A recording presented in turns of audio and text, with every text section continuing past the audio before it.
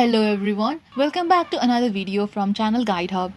In this video, I am going to show you how to fix Fitbit app not working. When your app does not work, it might be because of various reasons, one of them being stored cache. Cache is old data stored in your device and sometimes it causes the application to lag, so you simply need to clear it. Hold the Fitbit app until you see this message pop up and then tap on the small eye icon. Scroll until you see the storage option. Tap it. If you look at the right side of the cache, you can see the amount of cache stored there. Tap on the bottom right corner of the screen where the option of clear cache is.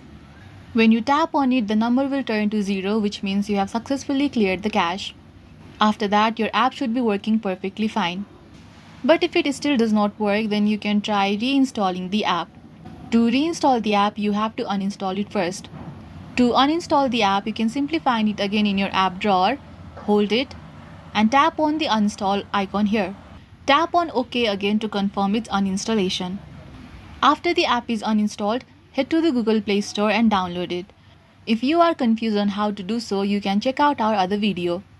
And that's it. I hope this was useful. If you liked this video, please give it a thumbs up, subscribe for more tutorials, and let me know in the comments if you have more queries.